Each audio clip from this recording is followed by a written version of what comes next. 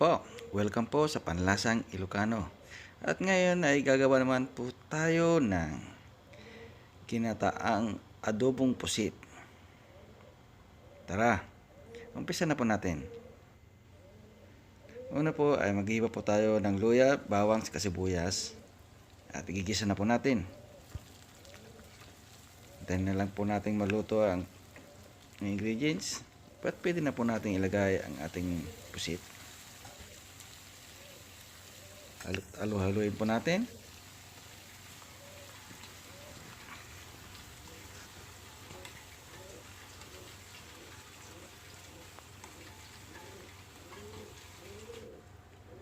At pwede po natin maglagay ng garlic powder.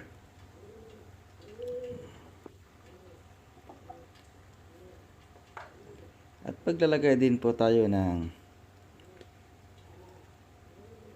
black pepper powder or paminta. Aluin po lang po natin.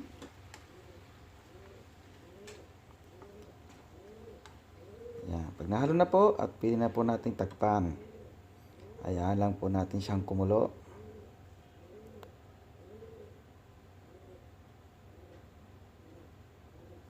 At pwede po tayo maglagay ng soy sauce o toyo.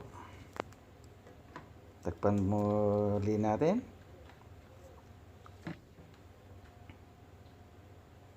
At pag kumukulo na po, maglagay na po tayo ng red chili seed o siling pula. Kasi kaya masarap pumanghang. Yan po, kumukulo na po. At pwede na po nating ihiwalay. Tanggalin po natin para po hindi po masyado ma-overcook. Yan. At pwede na po natin ilagay ang coconut milk or gata. Yan po.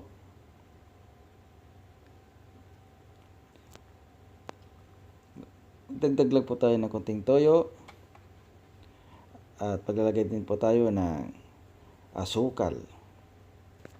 Pwede rin pong brown sugar po ang gamitin. Haluin po natin. At maglalagay din tayo ng lemon.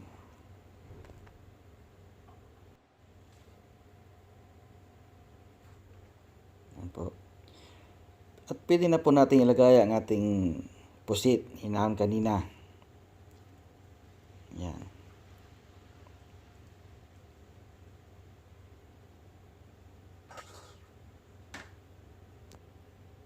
Yan po.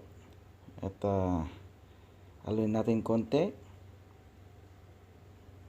At takpan po natin. Lutuin po natin ng ilang minuto pa. Ayan natin kumulo. At bumaba po ang kanyang sauce o sarsa. Yan. Pero para sa akin po pwede na po to. At pwede na po nating serve. Yan po.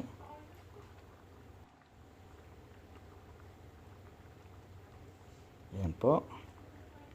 Pwede na po nating hanguin. At ito na po ang ating ginataang adobong pusit. At kung nagustuhan niyo po yung video na to, pa-subscribe na lang po. Salamat po.